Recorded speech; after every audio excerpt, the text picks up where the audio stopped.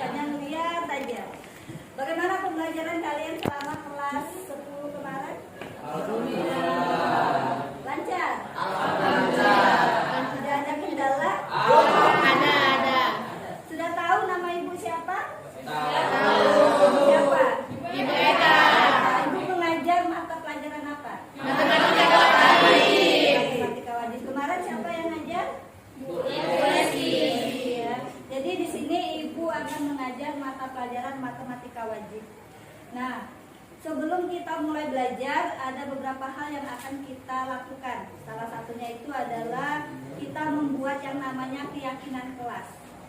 Keyakinan kelas ini nama lain dari peraturan, tapi kalau peraturan itu sifatnya keras. Kalau keyakinan kelas ini apa yang kita yakini, itu yang kita sepakati.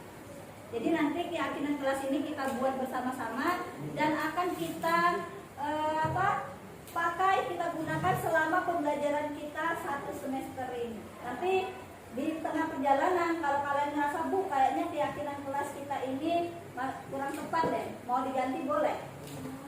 Dan keyakinan kelas ini kalau bisa tidak juga mempersulit kita, tetapi membuat pembelajaran kita sama kegiatan kita menjadi lebih teratur dan menjadi lebih nyaman, ya. Jadi keyakinan kelasnya sistemnya adalah di depan sudah ibu buat ada 2 karton. Kita isi dulu karton yang ini adalah keyakinan kelas yang akan kita sepakati nanti. Bu, apa aja bu keyakinan kelas? Keyakinan kelas itu adalah budaya-budaya positif yang ada, yang kalian ketahui. Bu tanya dulu, tahu nggak budaya positif? Tahu. Apa misalnya yang tahu apa? Good, benar. Tidak membuang sampah sembarangan, itu budaya positif. Apa lagi? Tidak apa? Tidak membuang sampah di laci, boleh. Apa lagi? Tidak tidur di kelas, boleh.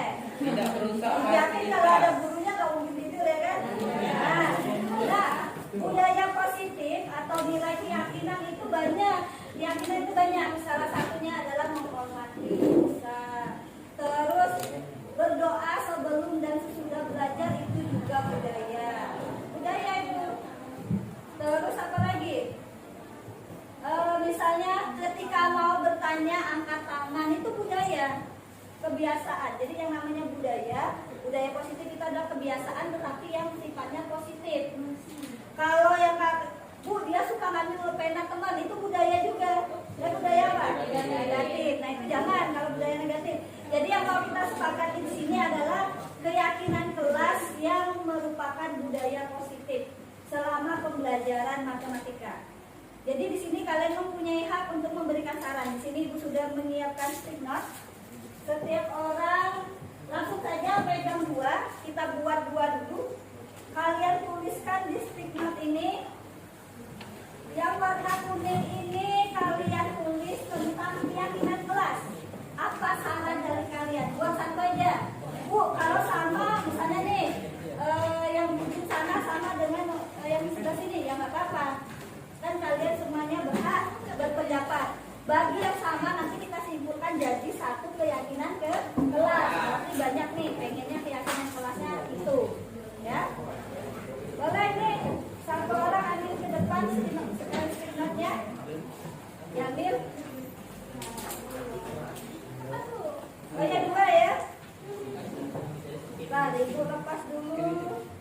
Satu lagi yang motif warna oranye, motif oranye nanti kalian tulis kelas impian dan sekolah impian. Jadi kalau buat tulis sekolah impian saya apa? Kalian pengennya sekolah seperti apa? Kelas impian saya kalian tulis. Jadi ini atas bawah ya.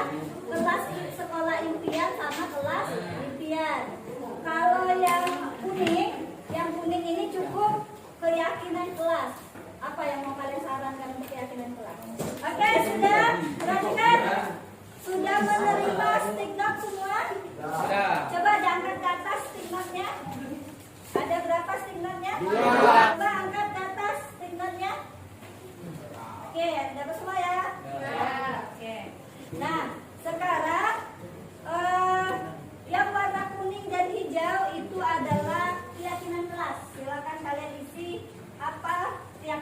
kelas yang mau kalian buat, mau kalian sumbangkan.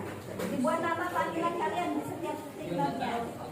Yang warna oranye sama pink itu adalah sekolah dan kelas impian. Yang dapat oranye, yang dapat pink. Ditulis, kalau selesai silakan ditempel sesuai dengan tempatnya. Silakan ditempel ya.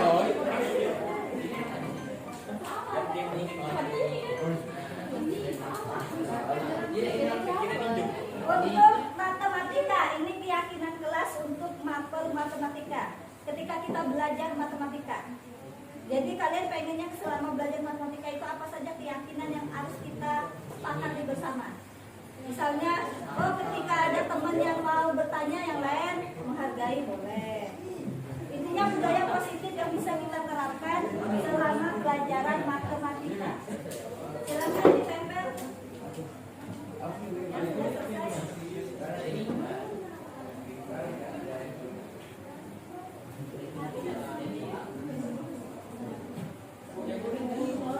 Yang oranye itu sekolah dan kelas impian, yang hijau itu keyakinan kelas.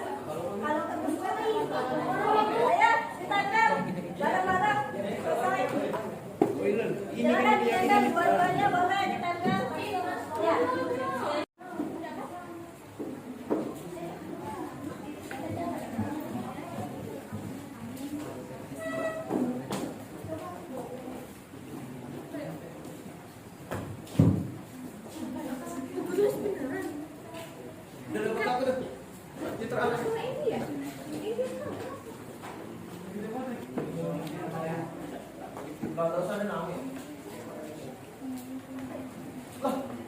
Sama ya? Bukti balik, bapak yang ini juga.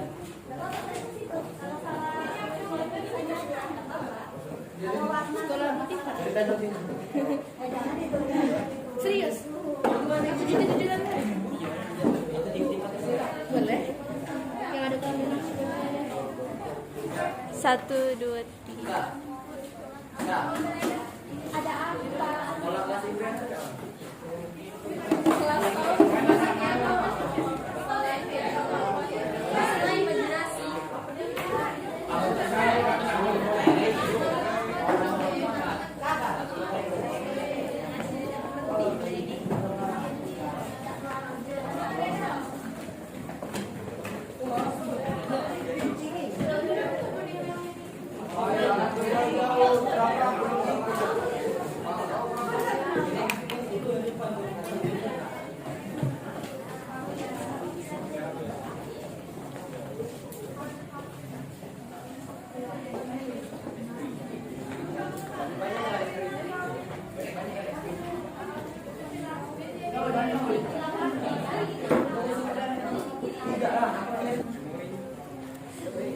Oke, sudah ya, sudah ditempel semua.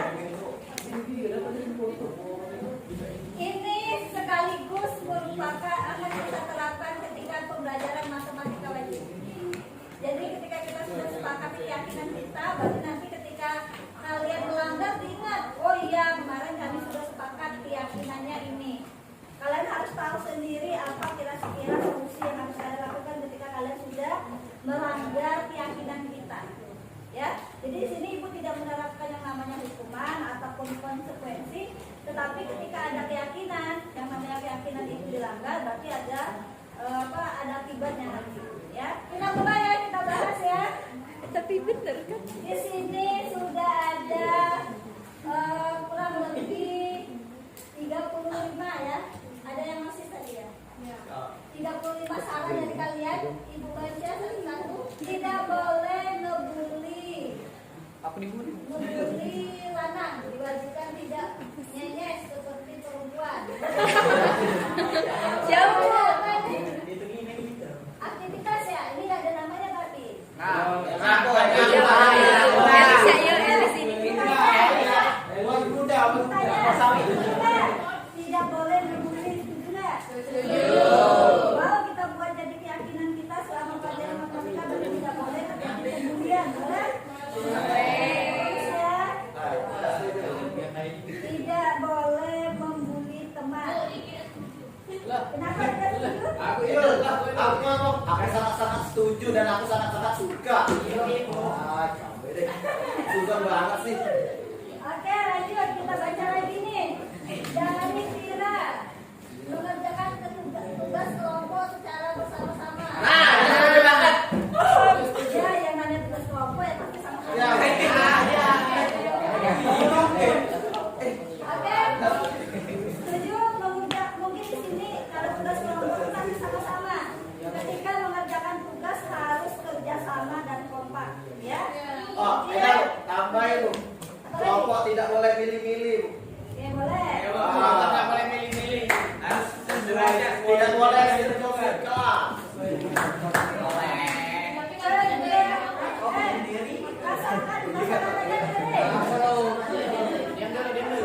Kerjasama dalam kelompok dan berbaur dengan teman, ya. Dan tidak memilih-milih, Bu. Iya berbaur.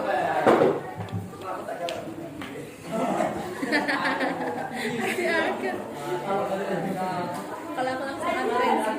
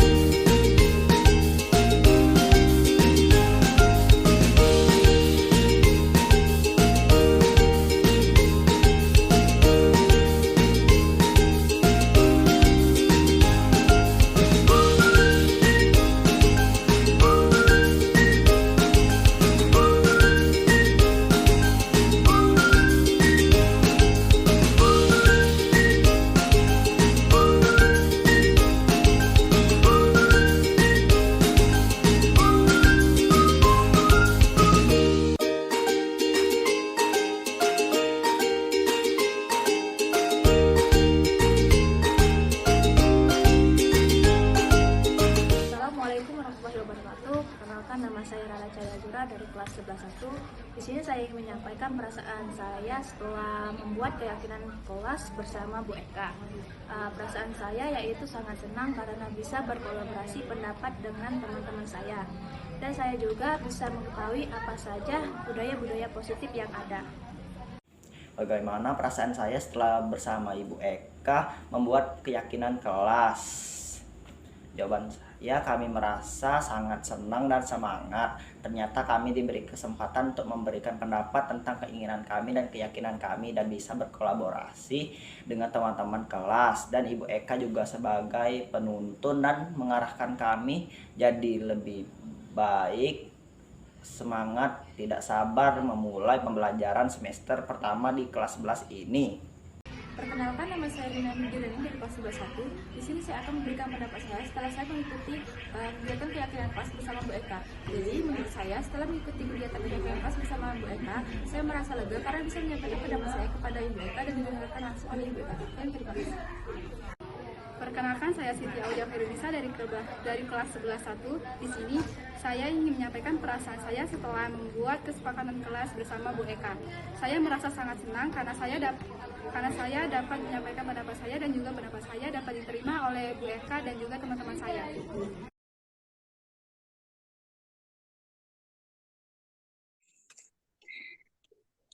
Langsung, Bu. Baiklah, Assalamualaikum warahmatullahi wabarakatuh. Waalaikumsalam warahmatullahi wabarakatuh. Waalaikumsalam warahmatullahi wabarakatuh. Bagaimana Bapak Ibu kabarnya hari ini? Sudah makan? Alhamdulillah sudah. Sudah, Bu. Sudah ya, kenyang berarti. Baiklah, alhamdulillahirrabbilalamin. Puji syukur kita panjatkan kepada Allah Subhanahu wa Ta'ala. Karena dalam kesempatan ini kita dapat bersama-sama mengikuti Zoom pengimbasan modul 1.4 budaya positif dari calon guru penggerak kita Ibu Eka Purwanti.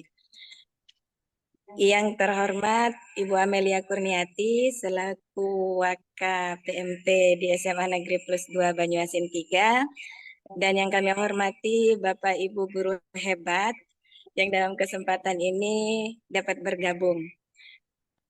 Di sini izinkan kami untuk membacakan agenda kita pada hari ini.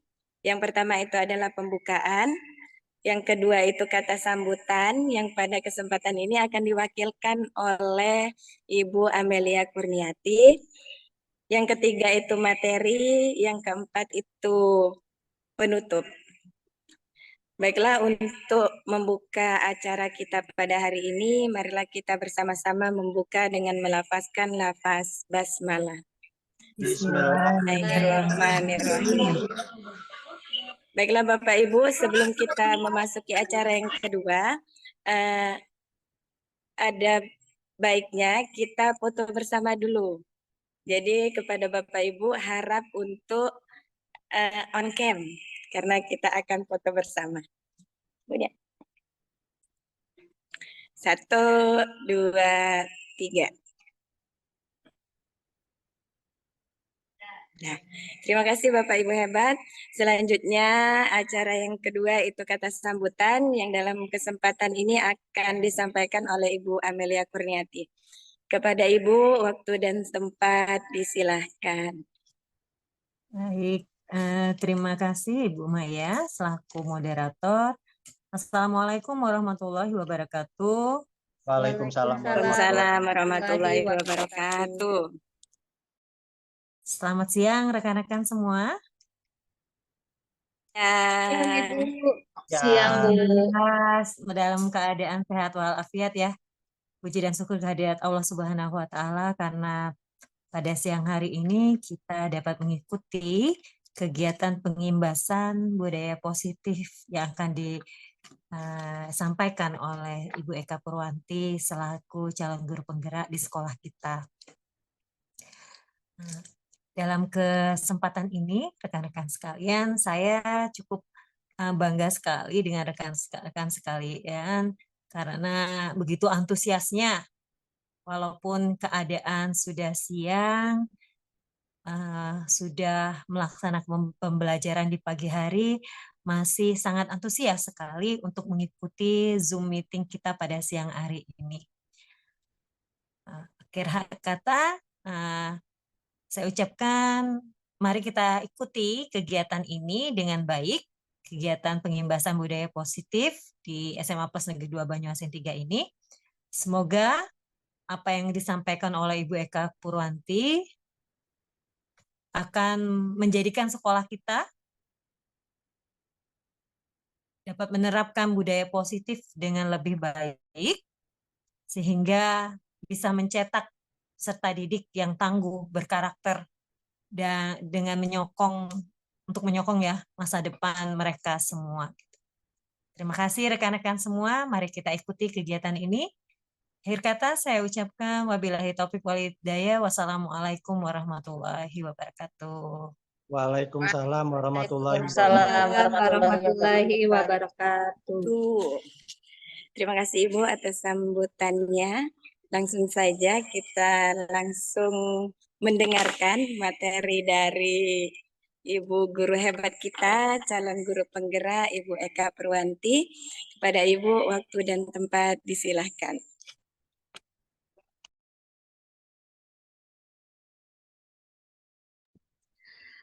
Assalamualaikum warahmatullahi wabarakatuh. Waalaikumsalam warahmatullahi wabarakatuh. Waalaikumsalam warahmatullahi wabarakatuh. Sebelumnya saya ucapkan terima kasih yang sebanyak-banyaknya kepada Bapak Ibu guru hebat semua, Bapak Ibu guru SMA N+2 Banyuasin 3 yang sudah menyempatkan waktu luangnya di siang hari ini bisa hadir dalam agenda pengimbasan saya, yaitu aksi nyata saya dalam modul budaya positif. Dalam kesempatan ini mungkin saya hanya berbagi, bukan mengajari ataupun menggurui dan lain-lain. Saya hanya berbagi apa yang sudah saya dapatkan. Dan bagi teman-teman ataupun rekan-rekan nanti jika saya yakin Bapak Ibu guru hebat semua sudah sering mengimbaskan atau melaksanakan budaya positif ini di sekolah kita. Jadi nanti mungkin lebih ke sharing saja. Sebelum ke sharingnya, mungkin ada poin-poin penting tentang budaya positif yang sudah saya pelajari yang akan saya bagikan ke rekan-rekan semua. Saya izin share screen dulu ya teman-teman ya. Ya, silakan kami tunggu.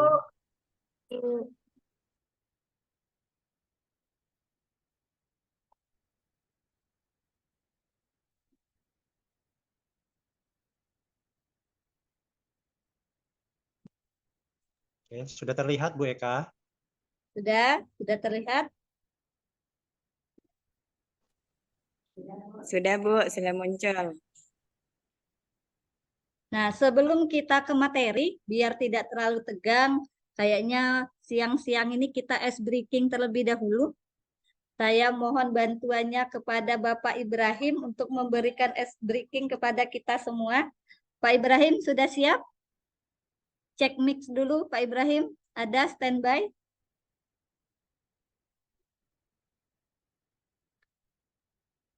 Open mic, Pak Ibrahim. Siap, Bu. Oke. Jadi teman-teman, sebelum materi ke saya, kita ice breaking dulu bersama Pak Ibrahim. Silakan diikuti dengan hati yang penuh riang gembira. Kami persilakan kepada Pak Ibrahim. Baik, terima kasih untuk Ibu Eka atas kesempatannya. Baiklah, Bapak Ibu sekalian, saya akan mencoba memimpin ice breaking pada siang hari ini. Jadi instruksinya, saya keluar. Kalau saya bilang satu, harus jawab untuk satu, saya tunjuk satu itu dang. Kalau dua ding, kalau tiga tak, kalau empat dud. Bisa dimengerti Bapak Ibu? Satu. Boleh diulang Pak, sekali lagi Pak. Satu. Nanti saya bilang satu dang, kalau dua ding, kalau tiga, kalau empat dud. Bisa dimengerti? Dang ding dung. Jadi open mic semuanya ya Bapak ya ini berarti ya? Ya, open mic. Jadi agak riuh sedikit Ibu Eka. Ya boleh, nggak apa-apa Pak. Oke. Sudah siap? Pelatihan dulu atau langsung Bu? Ya boleh dites. Tes dulu. Tes dulu ya. Tes dulu Pak Yudi ya. Siap. Tes dulu. Ya baik. Kita mulai ya. Satu. Dang. Ding. Dang tadi aja. Bang. Dang. Dua ding. Tiga Ding. Dung. Tak dut. Dang ding dung. Siap ya. Tut ya. Oke. Siap Pak Baim. Dan. Dan. Empat. Dut. Dut. Tut. Dua. Ding. Ding. Dan. Empat. Dut. Dut. Dung dung dung dung. Dut.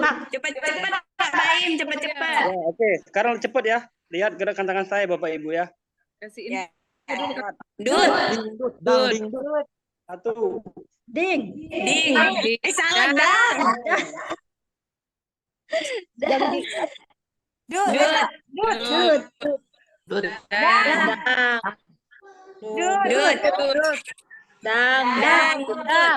Oke. Terima kasih.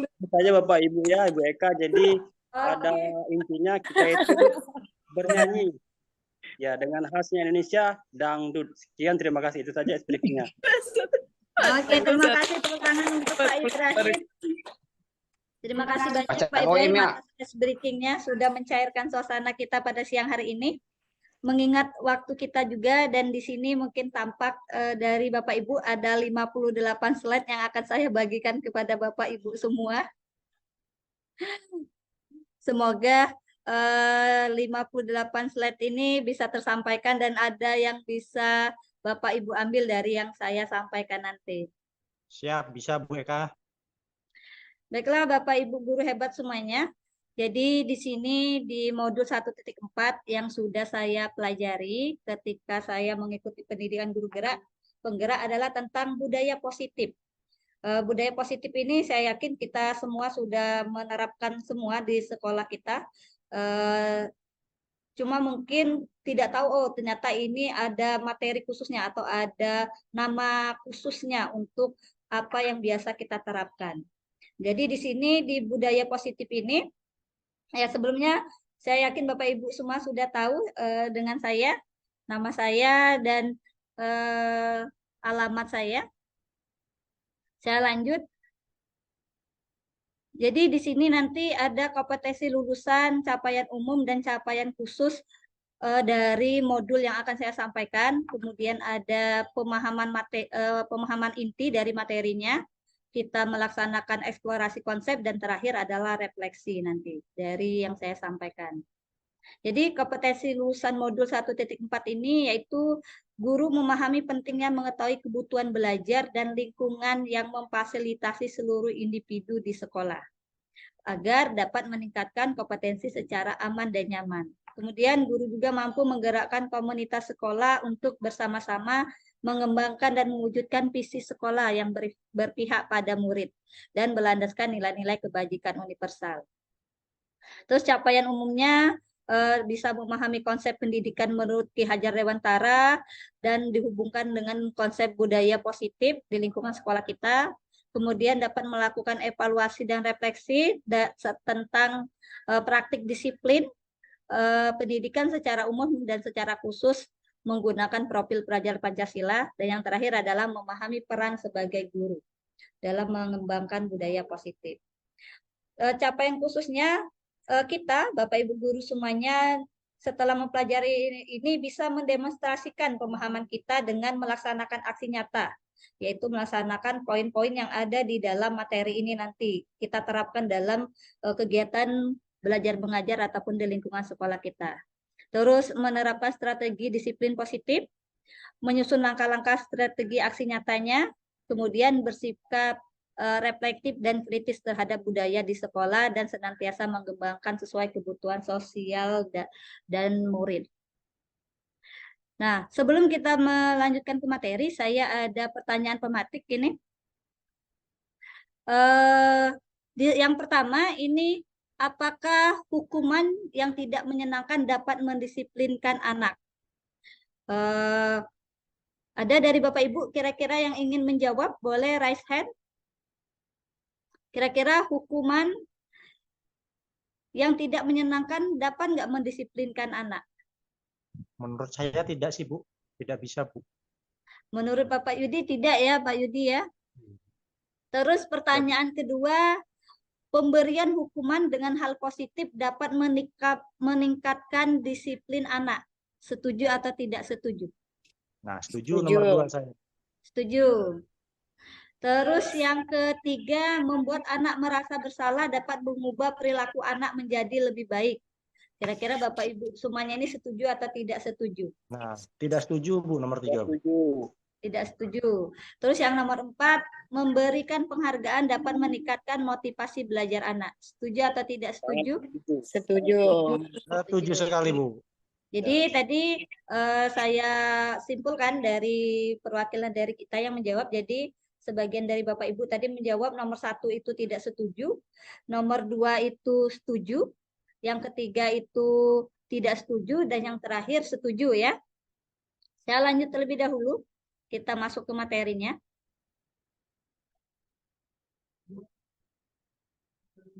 Jadi topik kita ini ada 6 topik yang kami pelajari selama 4 hari kemarin dan akan saya sampaikan selama 1 jam dengan Bapak Ibu. Yaitu yang pertama adalah disiplin positif dan nilai-nilai kebajikan universal, teori motivasi, hukum dan penghargaan serta restitusi, keyakinan kelas, kemudian kebutuhan dasar manusia dan dunia berkualitas, yang kelima restitusi, 5 posisi kontrol, dan yang keenam restitusi segitiga restitusi itu tersendiri.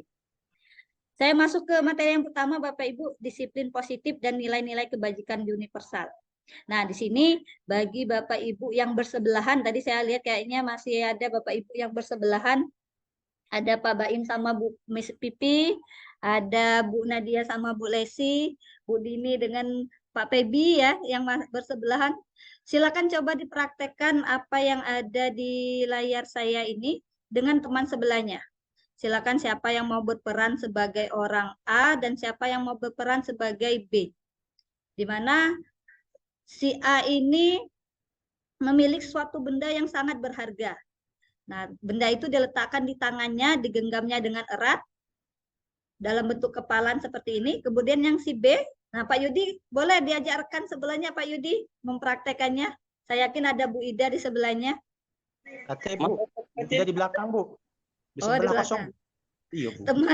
Sedangkan teman B ini membujuk, supaya teman A tadi memberikan benda tersebut. Silakan dipraktekkan, nanti saya minta satu pasangan untuk memberikan umpan baliknya. Kira-kira apa yang terjadi?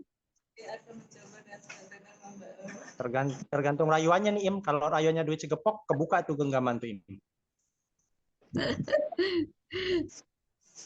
Sudah dipraktekkan Bapak Ibu? Sudah, Bu. Oke, siapa nih dari Bapak Ibu yang sudah join bersama-sama? Ibu Anis, sehat Bu Anis? Alhamdulillah Bu Anis ya, Alhamdulillah sehat. Siapa yang mau mempraktekkan? Yang mau menjelaskan? Oke, boleh Pak Baim sama Miss Pipi ya? Ya, yang punya pasangan yang pasti, Bu. Pasangannya masih merantau, Bu Eka. Masih merantau. Baik, kami akan mencoba mempraktekkan perubahan paradigma. Saya menjadi B ya. Jadi rekan saya Ibu Pipi menjadi A. Jadi saya ini merayu si A, Ibu Pipi.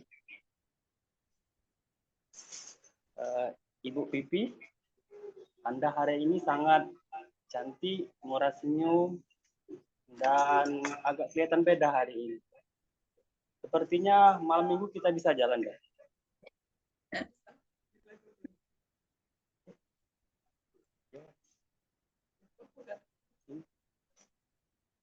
Miss Pipi suaranya nggak kedengeran. Bu Eka, Miss Pipi lagi ngeheng gangguan sinyal. Oh iya. Kayak mana Pak Baim? Apakah dibukanya tangannya dengan rayuan gombal Pak Baim tadi? Belum. Masih belum kurang. ya, belum mempan Pak Baim. Ya. Jadi mulai lagi Bu ya?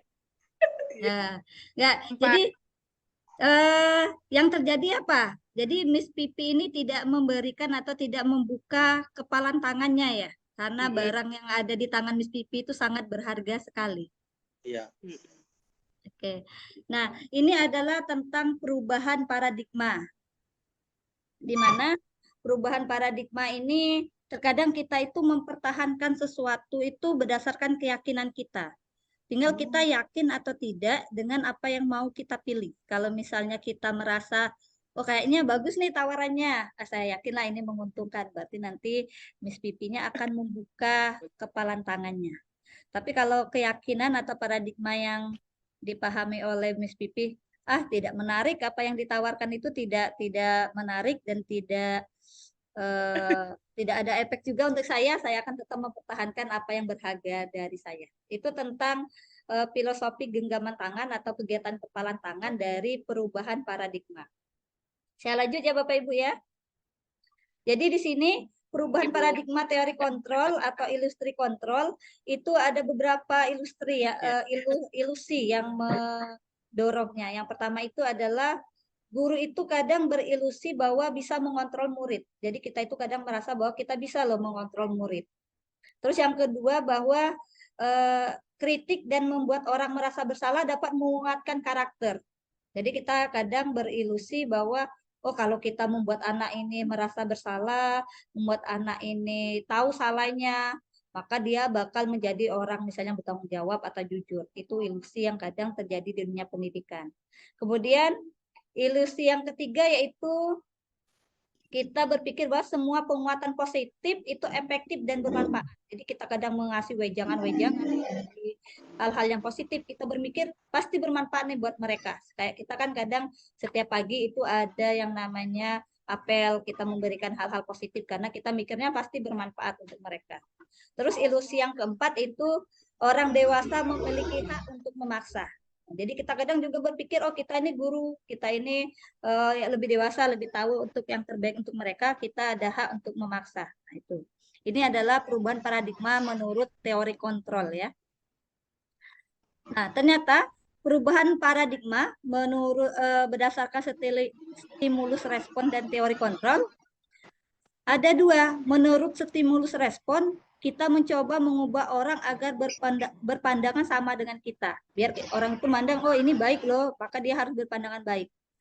Berdasarkan teori kontrol, bahwa kita berusaha memahami pandangan orang lain tentang dunia. Jadi kita harus memahami orang lain, bukan mengubah pandangan orang. Terus, menurut stimulus respon, perilaku buruk dilihat sebagai suatu kesalahan. Sedangkan menurut teori kontrol, semua perilaku itu memiliki tujuan. Mau itu negatif atau positif, ada tujuan sebenarnya perilaku yang dilakukan. Terus orang lain bisa mengontrol saya, pada dasarnya di teori kontrol, hanya Anda yang bisa mengontrol diri Anda. Jadi tidak ada orang lain yang bisa mengontrol Anda. Terus yang keempat, saya bisa mengontrol orang lain, itu stimulusnya. Sedangkan teori kontrolnya, Anda tidak bisa mengontrol orang lain. Balik lagi ke atas tadi, hanya diri Anda yang bisa mengontrol diri kalian. Terus yang keenam, yang kelima ya, pemaksaan ada pada saat bujukan gagal. Jadi kalau kita gagal membujuk nih, memaksa, di teori kontrol, tidak perlu bujukan, tidak perlu paksaan atau bujukan, kita harusnya berkolaborasi dan konsensus menciptakan pilihan-pilihan baru biar apa yang mau kita inginkan itu terwujud. Berpikir menengah atau kalah, di teori kontrol model berpikir menang-menang, jangan menang atau kalah tapi menang semua. Nah, ini Bapak Ibu, ini rangkaian materi yang yang kita pelajari nanti dari slide selanjutnya sampai dengan terakhir. 5-6 poin yang saya bacakan tadi yang kata saya pelajari selama 4 hari. Semoga ada yang yang nempel nanti ya, yang dapat kita terapkan bersama-sama di sekolah kita khususnya. Jadi tentang teori disiplin, tadi ada teori kontrol, seperti yang saya sampaikan tadi, harus berpikir menang-menang, harus berkolaborasi. Terus ada makna disiplin, ada teori motivasi, ada 5 posisi kontrol seorang guru, segitiga restitusi, dan 5 kebutuhan dasar manusia. Tentunya semua juga ada tentang nilai-nilai kebajikan di dalamnya. Dan terakhir ada keyakinan kelas. Jadi ketika kita bisa melaksanakan semua ini, nanti kita bisa melakukan keyakinan. Saya yakin Bapak Ibu guru semua tahu semua ini makna dari disiplin. Saya lanjut ya. Nah, saya lanjut ke nilai-nilai. Ini banyak sekali nilai-nilai kebajikan yang universal. Nilai kebajikan yang paling sederhana, yang paling kecil itu adalah profil pelajar Pancasila. Yang sekarang kita sebagai panduan kita, sebagai karakter di sekolah kita yang akan kita kembangkan. Tapi di luar dari situ banyak sekali nilai-nilai kebajikan yang bisa kita terapkan. Terus lanjut ke pembelajaran 2.2 tentang teori motivasi, hukuman, penghargaan, dan restitusi. Jadi seseorang itu melakukan hukuman atau menghindari hukuman karena dia berpikir bahwa apa yang akan terjadi apabila saya tidak melakukannya. Makanya dia menghindari ketidaknyamanan atau hukuman. Terus untuk mendapatkan imbalan dari orang lain, maka dia berpikiran apa yang akan saya dapatkan apabila saya melakukannya. Yang terakhir, untuk menghargai diri sendiri, saya akan menjadi orang yang seperti apa bila saya melakukannya.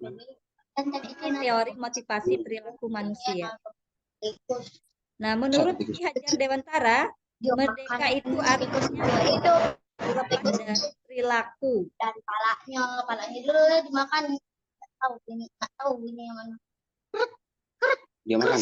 Yang dia makan. Nanti dingoin sampai awal, dari awal sampai akhir. Terus segini dulu. Oke, saya lanjut ya. Jadi menurut Ki Hajar Dewantara, merdeka itu artinya tidak hanya terlepas dari perintah, akan tetapi juga cakap buat memerintah diri sendiri. Itu menurut Ki Hajar Dewantara.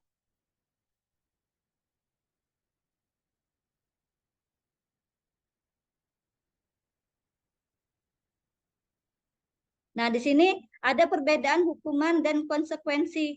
Jadi ada perbedaan antara hukuman dan konsekuensi. Kalau hukuman itu sesuatu yang menyakitkan harus terjadi. Sedangkan kalau konsekuensi sesuatu harus terjadi.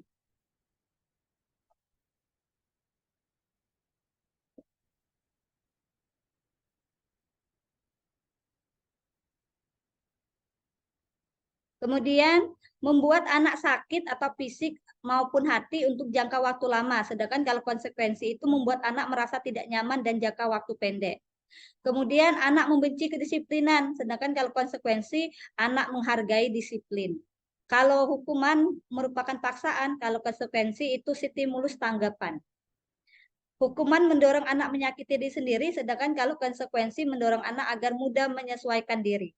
Sedangkan kalau hukuman itu konsep diri yang buruk, kalau konsekuensi itu konsep diri yang baik. Kalau hukuman itu anak belajar untuk menyembunyikan kesalahan, sedangkan kalau konsekuensi anak belajar untuk mematuhi peraturan. Yang terakhir, kalau hukuman itu membuat kita marah, rasa bersalah, dipermalukan, merasa tidak dihargai, sedangkan kalau konsekuensi kehilangan hak dibuat tidak nyaman, diasingkan untuk sementara.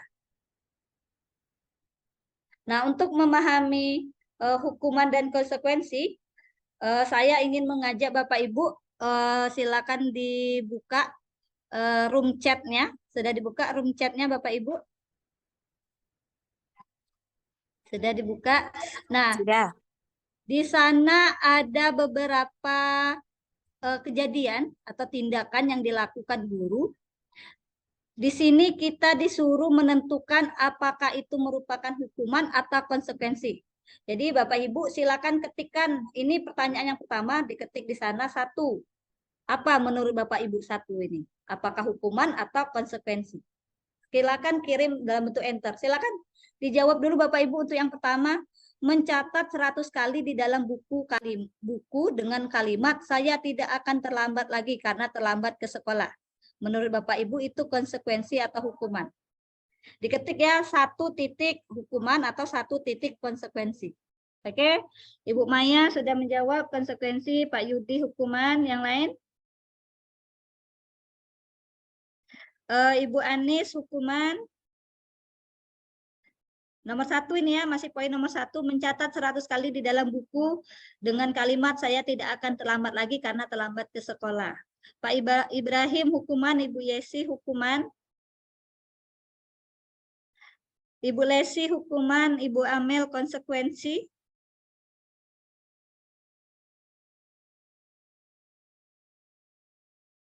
Ada lagi Bapak Ibu yang lagi mengetik nomor 1?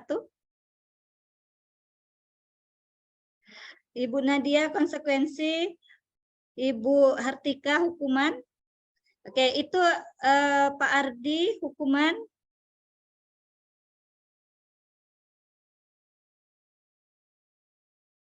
Ini ketik namanya siapa ini apa? Hukuman ini ada yang pengguna Zoom ini siapa nggak ada nama ini hukuman? Oke. Itu yang ketik namanya Bu. Oh Miss Pipi ya. Oke, hukuman Ibu Kurnia konsekuensi. Oke, itu jawaban Bapak Ibu. Diingat ya, ditampung ya untuk pertanyaan yang pertama. Sekarang ke pertanyaan nomor 2. Lari mengelilingi lapangan basket 2 kali karena terlambat hadir di sekolah. Kira-kira hukuman atau konsekuensi?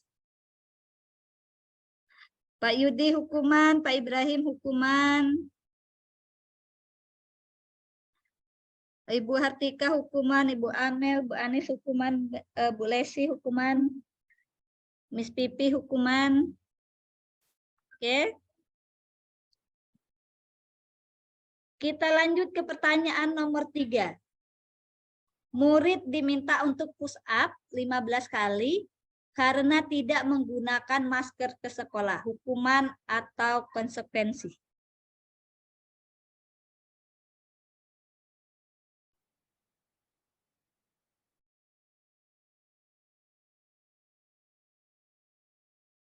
Oke, hukuman Ibu Nadia, hukuman Ibu Amel, hukuman. Nomor 3 ini ya. Oke. Pak Yudi hukuman, Ibu Hartika, Miss Pipi. Ibu Kurnia hukuman, Bu Lesi, Bu Maya, Bu Anis, Bu Nadia.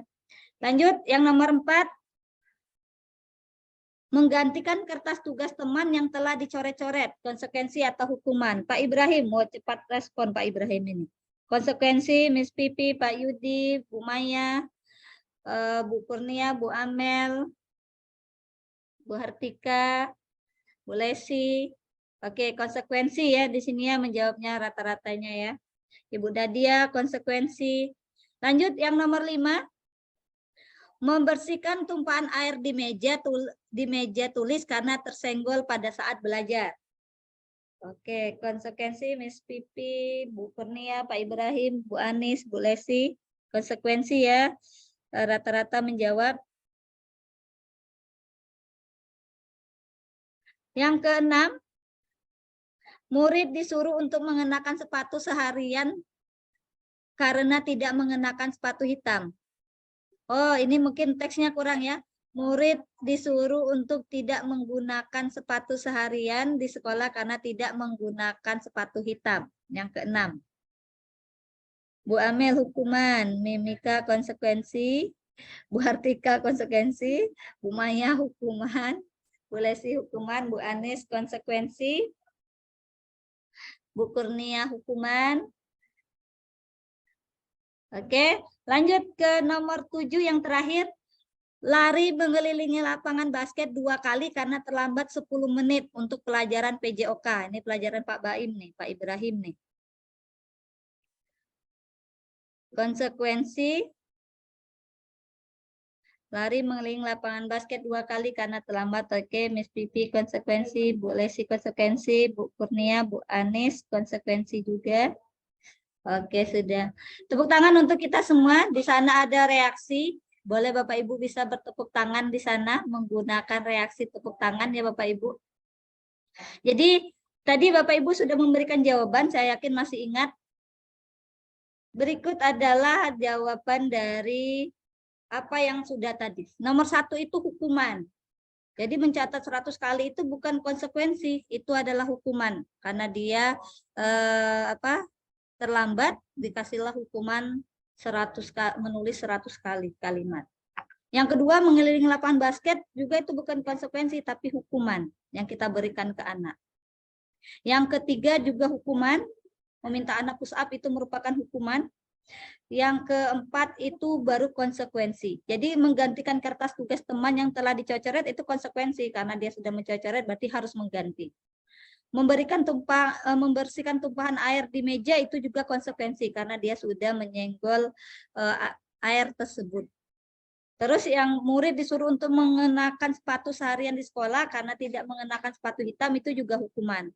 Dan terakhir, lari mengelilingi lapangan basket 2 kali karena terlambat 10 menit untuk pelajaran PJOK itu konsekuensi.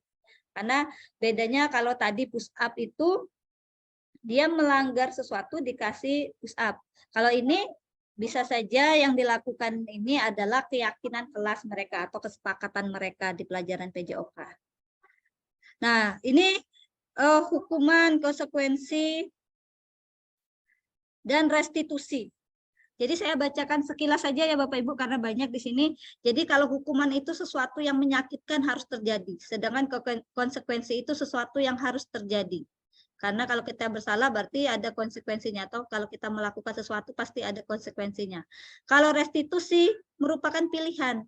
Dia memilih nanti. Kira-kira apa yang dia lakukan, akan tetap melakukan hal yang bersalah atau akan memperbaikinya. Itu sekilas dari ini ya, Bapak Ibu bisa membacanya, nanti kami bisa menge-share materi ini ke Bapak Ibu jika untuk memahaminya lebih lanjut. Kemudian lanjut, dihukum dengan penghargaan saat kita berulang kali menjanjikan hadiah kepada anak-anak agar berperilaku tanggung jawab atau pada seorang murid agar mempelajari sesuatu yang baru atau kepada seorang karyawan agar melakukan pekerjaan yang berkualitas, kita sedang berasumsi mereka tidak dapat melakukannya sehingga kita memilih untuk melakukannya atau memberikannya dia reward atau penghargaan.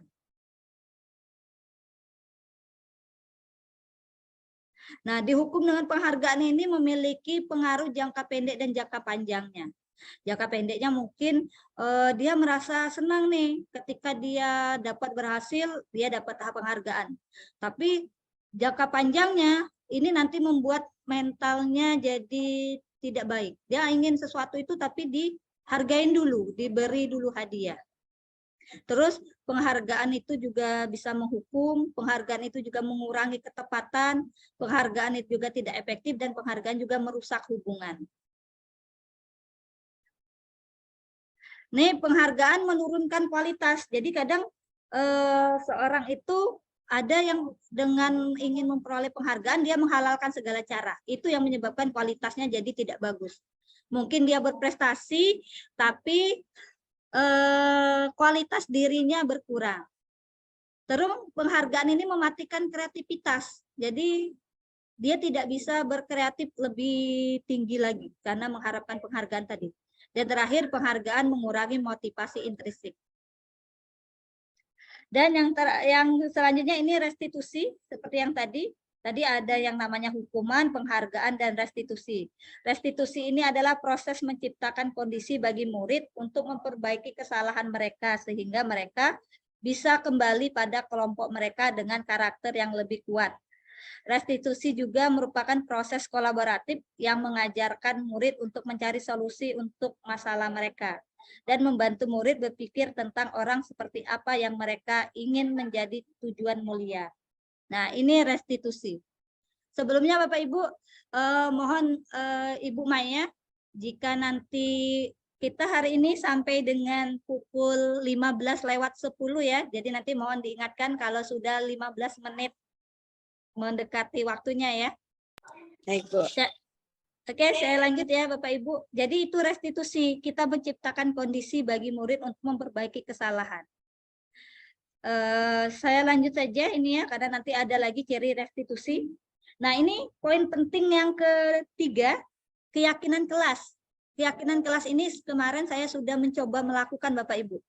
Jadi kalau biasanya kita ngomong peraturan, nak kamu ini melanggar peraturan, nak kamu ini sudah tidak disiplin, sudah tidak bertanggung jawab. Jadi kita menyalahkan anak terkadang.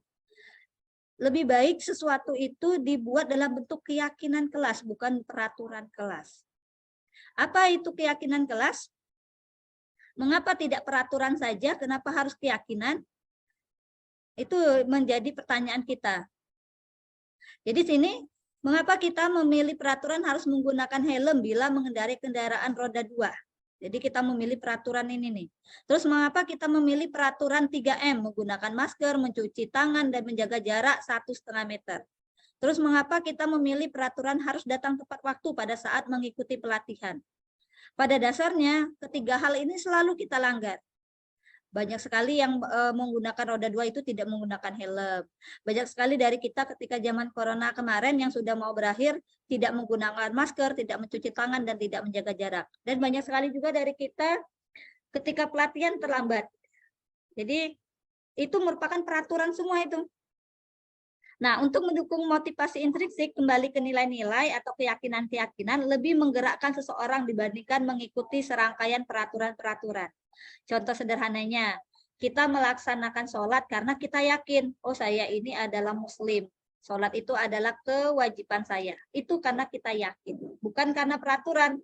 Oh karena kamu seorang muslim, kamu aturannya harus sholat. Itu. Jadi ketika mungkin ada teman-teman yang masih tidak melanggar sesuatu, mungkin dia merasa itu masih suatu peraturan, bukan keinginan dia atau bukan keyakinan dia. Nah, jadi biar budaya positif ini bisa berkembang di sekolah kita, Bapak Ibu, perlu sekali yang namanya dimulai dari peraturan kelas. Terus ditutupi atau dilindungi dengan keyakinan kelas. Terus didukung lagi dengan lingkungan yang positif, terakhir akan tercipta yang namanya budaya positif. Nah, di sini yang mana yang merupakan keyakinan kelas, yang mana yang merupakan keyakinan kelas dan mengapa. Di sini ada TK Dharma Wanita Persatuan 1. Kesepakatan kelasnya ini. Terus di sini ada kesepakatan kelas, ada juga ini ABC. Kira-kira ada Bapak Ibu yang mau menjawab ini, yang mana yang merupakan keyakinan kelas menurut Ibu di TK Persatuan 1 ini? Boleh raise hand Bapak Ibu yang mau mencoba menjawab. Oke, Ibu Maya. Silakan Bu Maya. Murid Ibu Maya datang tepat waktu, mengucapkan salam, menjaga kebersihan sekolah, berdoa sebelum dan sesudah kegiatan, aktif dalam pembelajaran, tertib.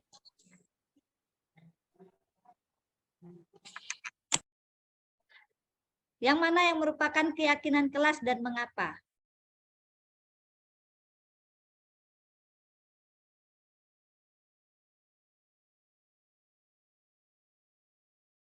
Ya. Baik, terima kasih Ibu Eka atas kesempatannya. Jadi menurut saya di sini yang merupakan keyakinan kelas itu mana ya? Yang A, kami guru dan murid yang saling menyayangi. Terus yang B dan yang C. Yang sebelah kanan, sebelah kiri ya, sebelah kiri. Ya, yang sebelah kirinya itu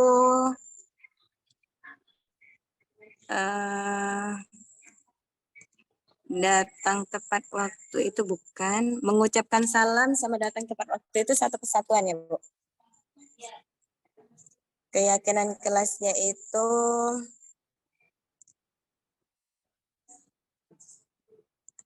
aktif dalam pembelajaran itu loh. Berdoa.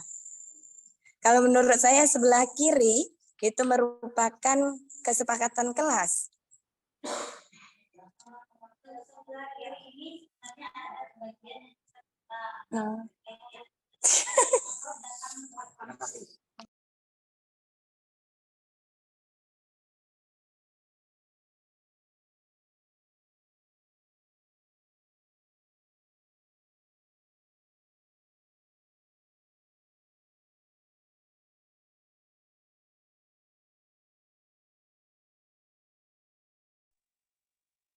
Yang sebelah kiri itu yang mana, Bu? Yang ada tulisannya TK itu apa yang nggak ada tulisannya TK?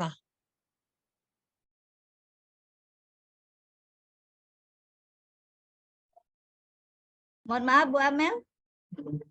Yang sebelah kiri yang dikatakan sebelah kiri itu yang mana Bu? Yang ada tulisannya TK-nya? Yang dikatakan sebelah kiri itu yang Dharma wanita sebelah kiri kita, yang sebelah kanan itu yang kesepakatan kelas. Ya. Oke.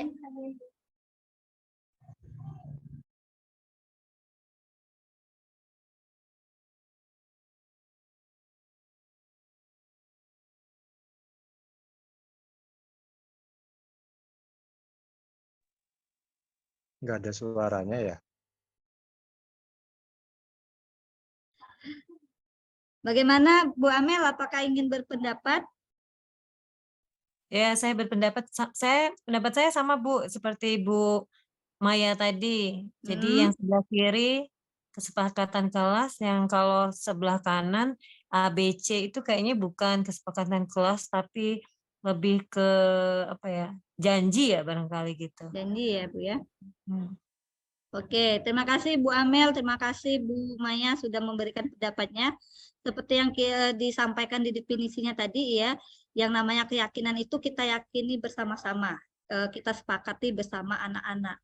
Jadi seperti berdoa sebelum dan sesudah kegiatan, itu kita sepakati bersama-sama. Dan anak pun paham dengan itu, dia mau, oh iya saya harus berdoa nih sebelum dan sesudah. Terus menjaga kebersihan sekolah. Jadi anak-anak itu tahu, oh iya saya ingin loh menjaga kebersihan biar saya tidak sakit dan lain-lain. Kita lanjut ya Bapak Ibu ya. Nah, di sini kegiatan pendalaman dalam keyakinan kelas itu kami kemarin belajar menggunakan format Y dan T. Jadi ada tabel Y dan tabel T. Di mana untuk tabel Y itu apa yang terlihat, apa yang terdengar, dan apa perilaku yang dilakukan. Sedangkan tabel T itu hormat, bekerja, diterima, dan dimiliki. Tampaknya seperti apa hormat itu? Tidak tampaknya seperti apa. Bekerja juga tampaknya seperti apa, tidak tampaknya seperti apa. Diterima dan dimiliki juga. Jadi ini kan kemarin belajar tabel T dan tabel Y. Nah, ini contohnya Bapak Ibu. Kalau tabel Y tadi terlihatnya seperti berempati terhadap perasaan orang lain.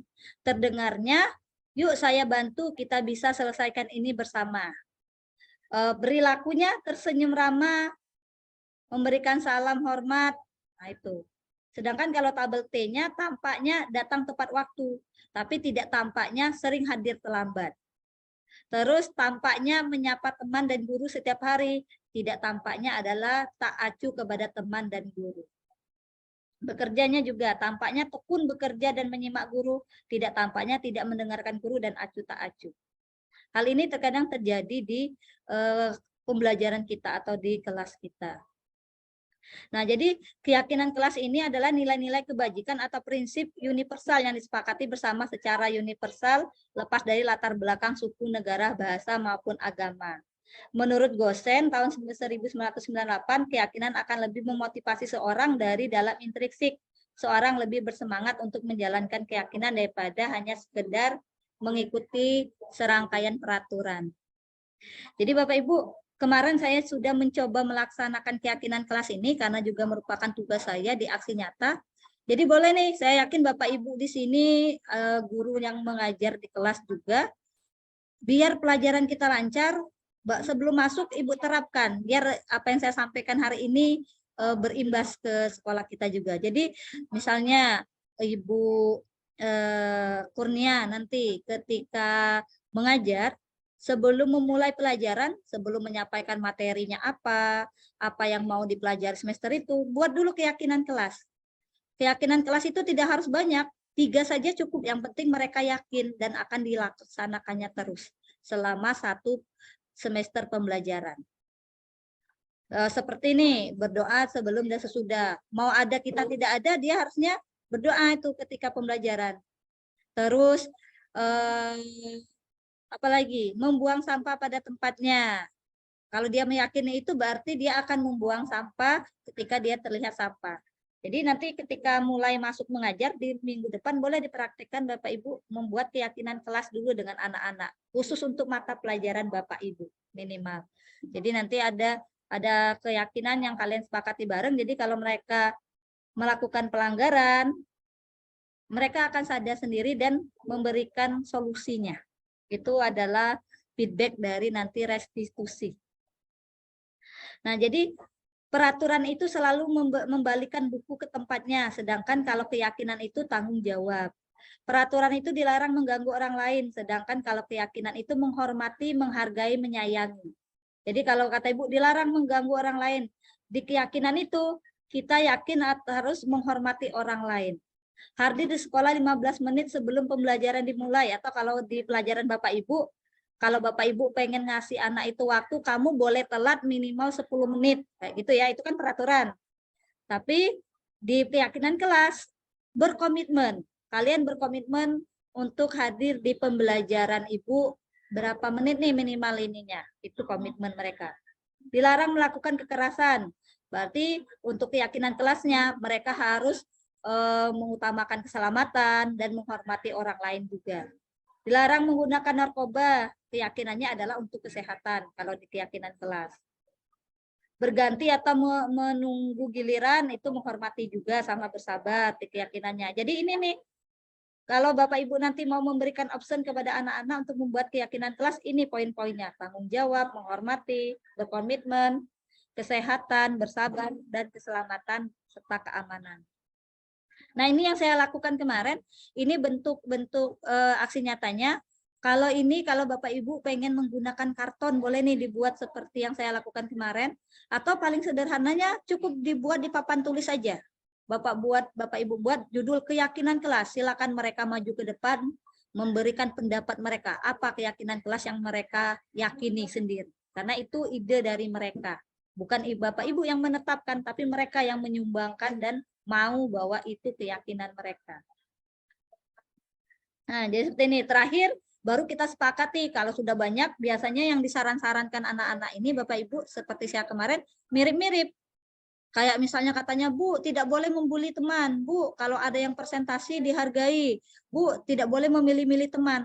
Semua itu terangkum dalam menghormati orang lain. Jadi keyakinan kelasnya apa? Menghormati orang lain. Kalau tidak mau membuli berarti harus menghormati. Kalau mau menghargai pendapat teman ketika presentasi berarti harus menghormati. Nah, terus Bu, ngumpul tugasnya tidak boleh terlambat. Itu berarti di keyakinan kelasnya adalah bertanggung jawab. Jadi boleh nanti Bapak Ibu terapkan di minggu depan ketika mau mulai masuk ya. Nah, ini di modul keempatnya Ibu, Bapak Ibu, kebutuhan dasar manusia dan dunia berkualitas. Jadi pada dasarnya manusia itu memiliki 5 kebutuhan. Yang pertama itu untuk bertahan hidup 4 ya, mohon maaf ada 4 untuk bertahan hidup. Yang pertama itu perlu kasih sayang dan rasa diterima. Jadi anak-anak kita itu dia pengen kasih sayang dan rasa diterima. Terus pengen memiliki penguasaan. Jadi pengen ada yang dia kuasai atau ada yang dia ini menjadi dibanggakan. Terus pengen kebebasan. Mungkin anak terkesan tidur ataupun apa di pelajaran kita, mungkin dia bosan, pengen bebas, pengen sesuatu yang baru. Yang terakhir adalah kesenangan. Anak-anak itu butuh kesenangan atau manusia itu butuh kesenangan. Begitu juga peserta didik kita. Yang kelima, 5 posisi kontrol. Jadi pada dasarnya kita ini secara tidak sadar terkadang memiliki 5 posisi ini. 5 posisi kontrol. Yang pertama penghukum, yang kedua pembuat orang merasa bersalah, yang ketiga teman, yang keempat pemantau, yang kelima manajer. Kalau saya Bapak Ibu pribadi ketika saya belajar materi ini di CGP, saya baru sadar ternyata saya ini merupakan orang tipe pertama dan kedua, tipe penghukum dan pembuat orang merasa bersalah. Apa yang dinyatakan, yang mengindikator kita penghukum, kita itu terkadang menghardik, menunjuk-nunjuk, menyakiti, menyindir. Kalau ini saya tidak pernah nih menghardik kata ini. Tapi kadang ketika anak melakukan kesalahan, kita memberikan hukuman, itu termasuk memberikan sebagai penghukum. Kata-katanya seperti ini nih, guru itu. Kalau kamu tidak melakukannya, awas ya, rasakan. Atau kalau kamu terlambat, kamu akan ini ya, itu penghukum itu. Hasilnya, anak-anak akan memberontak, menyalahkan orang lain dan berbohong. Terus, pembuat orang merasa bersalah. Jadi kita sering berceramah dan mengatakan seharusnya kamu itu tidak melakukan ini loh. Ibu kecewa dengan kamu kok kamu melakukan itu. Ternyata itu menurut kita hal ungkapan kita, tapi sebenarnya membuat orang merasa bersalah, membuat siswa kita merasa bersalah. Harusnya berkata yang kita katakan kadang seharusnya kamu sudah tahu, ibu lelah sekali mengatakan itu, ibu stres. Hasilnya apa? Anak malahan menyembunyikan atau menyangkal dan berbohong. Anak jadi merasa minder, merasa salah. Terus kontrol yang ketiga itu teman. Jadi terkadang ini juga sering nih terjadi di lingkungan sekolah kita. Kita terkadang memposisikan kita sebagai teman terhadap siswa. Membuat alasan-alasan untuk muridnya.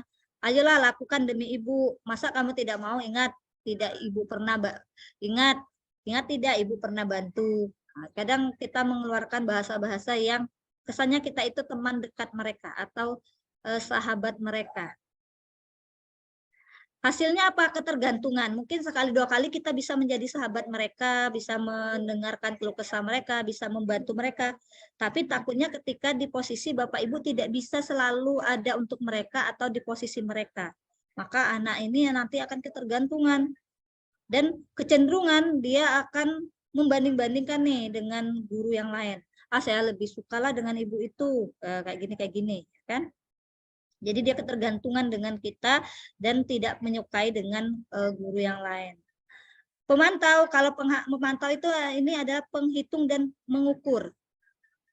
Apa peraturannya? Jadi dia memantau dulu, anak ini melanggar atau anak ini melakukan sesuatu, apa sih peraturannya?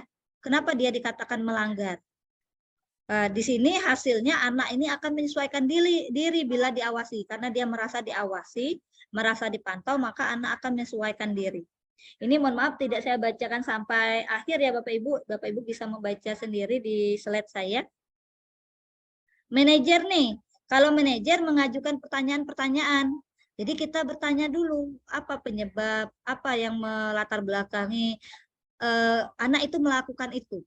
Seperti yang kita pelajari di awal tadi, segala sesuatu yang dilakukan itu mereka itu punya tujuan, baik itu positif atau negatif.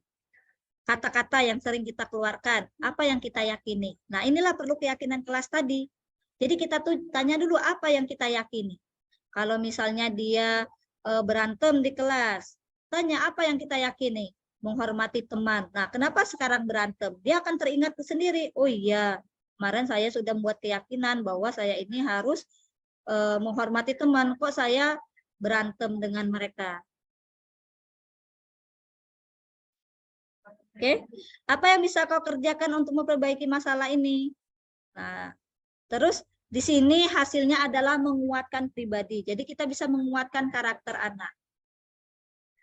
Nah, ini pertanyaan-pertanyaan dan siapa yang mengatakannya.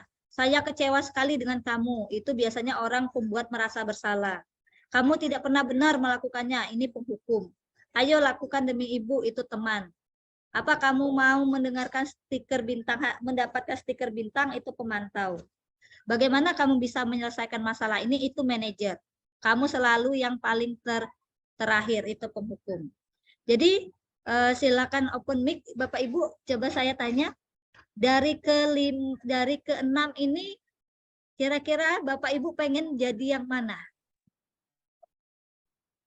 Manajer, penghukum, pemantau, teman, atau pembuat rasa bersalah? Jadi teman aja, Bu. Teman. Teman. Manajer. Manajer. Manajer, Bu. Jadi bos. Ya. Yang paling baik dari ke-6 ini adalah sebagai manajer. Jadi kita itu tidak kita membuat anak itu mengetahui sendiri apa kesalahannya dan tahu mencari apa yang harus diperbaikinya. Baru sehari Jadi air. ini nilai-nilai manajer memperbaikinya, peraturan pemantau, konsekuensi, hadiah. Ini dua hal yang sangat bertolak belakang. Yang terakhir ya Bapak Ibu, kita berada di materi terakhir, segitiga restitusi. Jadi bagi Bapak Ibu yang ingin menerapkan kontrol sebagai manajer, di mana kita itu bertanya terlebih dahulu kepada anak, kita itu mengecek terlebih dahulu, kita bisa menggunakan yang namanya segitiga restitusi. Ini adalah metode yang tepat yang bisa kita gunakan untuk menjadi seorang manajer agar anak ini bisa tanpa harus kita menghukum dia, tanpa harus kita membuat rasa salah kepada dia. Apa itu segitiga restitusi? Ada 3 tahapan. Tadi restitusi sudah saya sampaikan pengertiannya di awal. Tahapannya ada 3. Yang pertama itu adalah menstabilkan identitas. Yang kedua itu memvalidasi kebutuhan. Dan yang terakhir adalah menanyakan keyakinan. Jadi kalau ada anak ribut-ribut, jangan kita ikut marah-marah. Kita panggil dulu, kita tenangkan, kita stabilkan dulu. Saya yakin hal ini sudah biasa dilaksanakan oleh Ibu Anis, Ibu Amel, menstabilkan anak sebagai guru BK. Saya yakin sudah sering diterapkan. Kalau saya baru belajar ini Bu Amel sama Bu Anis, jadi baru tahu ilmunya. Oh, berarti tidak harus langsung marah-marah nih kalau anak melakukan kesalahan. Distabilkan dulu. Kemudian kita validasi. Apa yang terjadi? Apa yang mereka lakukan? Kita tanyakan, apakah benar? Nanti anak itu secara tidak langsung merasa, oh iya saya ini salah. Saya Bu sudah melakukan kesalahan. Saya tadi melakukan ini. Baru kita tanyakan keyakinannya. Kesalahannya itu sudah apa keyakinan awalnya?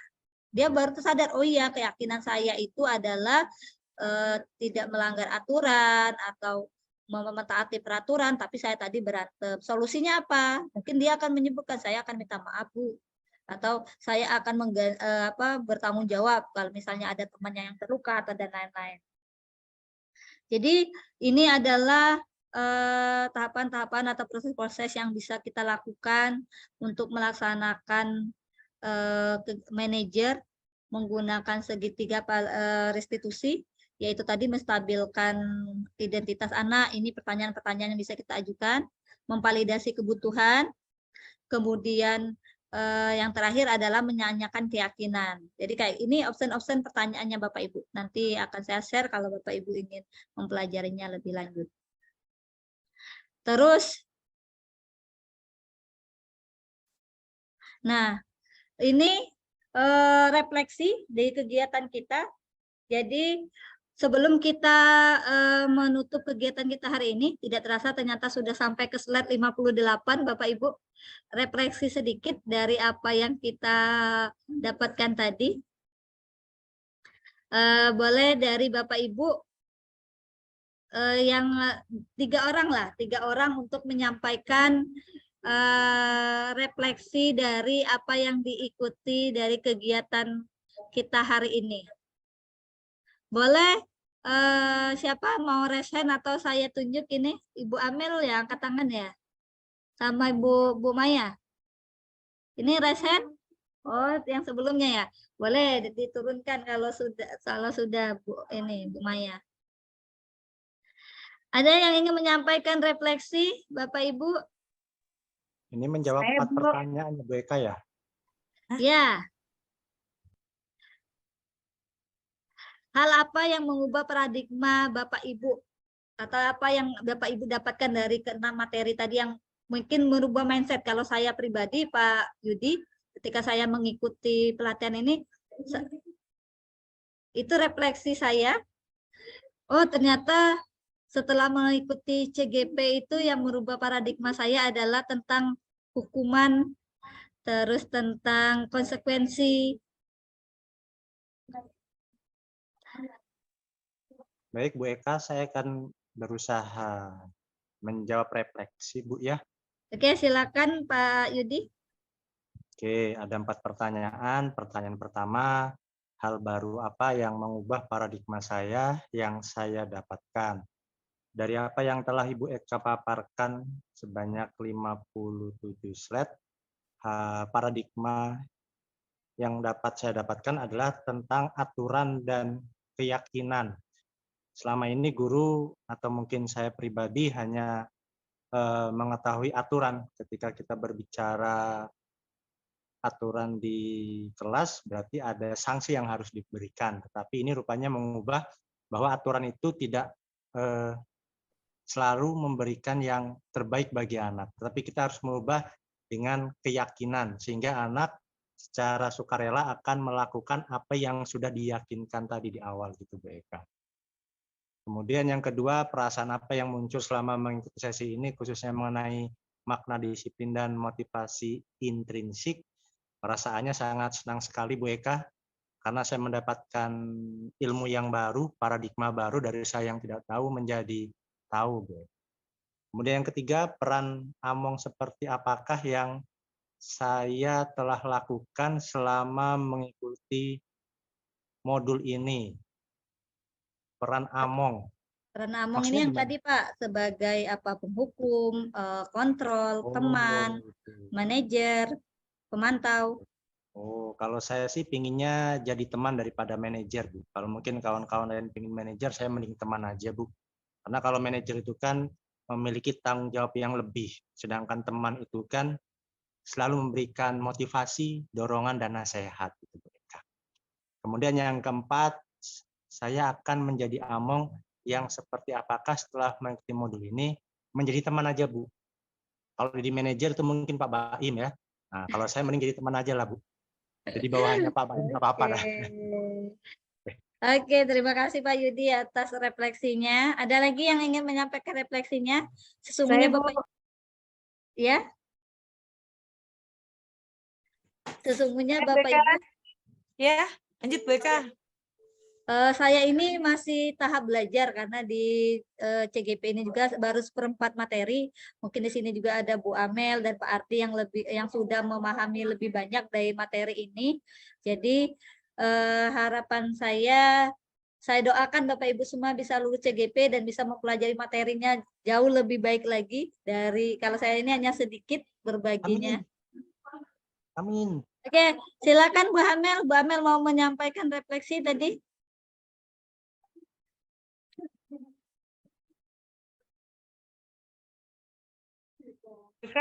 Ya. Ibu Amel mau menyampaikan refleksi tadi. Ya, siap Bu. Jadi kalau menjawab pertanyaan yang ada refleksi ini, hal baru yang mengubah paradigma saya yaitu yang saya dapatkan di siang hari ini, yaitu bahwa saya akhirnya mengetahui bahwa kita tidak bisa mengontrol orang lain untuk mengikuti maunya kita, seperti itu ya. Begitupun kita sebagai guru terhadap murid. Untuk kedua, perasaan yang muncul setelah mengikuti sesi ini, tentu saja saya merasa senang karena menambah pengetahuan, wawasan saya tentang budaya positif. Kemudian tadi juga Bu Eka sempat menyampaikan tentang kesepakatan kelas gitu ya. Kemudian peran Among seperti apa yang saya telah lakukan selama mengikuti modul ini? Peran Among seperti apa yang saya telah lakukan selama mengikuti modul ini? Sepertinya masih kurang baik ya dari apa yang sudah ada di dalam modul yang disampaikan. Itu saya merasa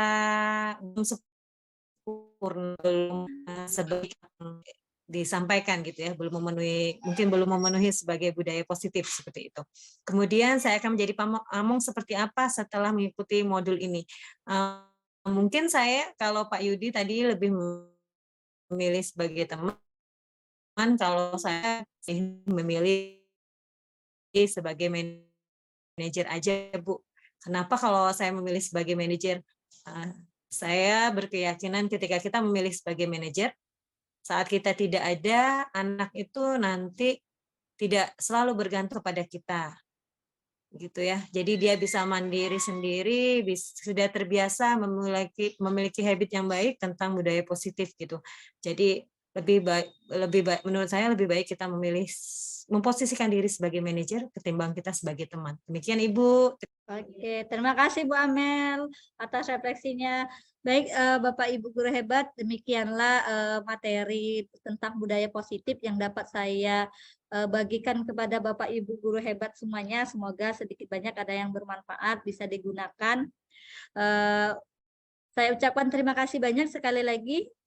Saya kembalikan ke moderator untuk menghandle selanjutnya ataupun menutup kegiatan kita pada hari ini. Terima kasih. Kami kembalikan kepada Ibu Maya.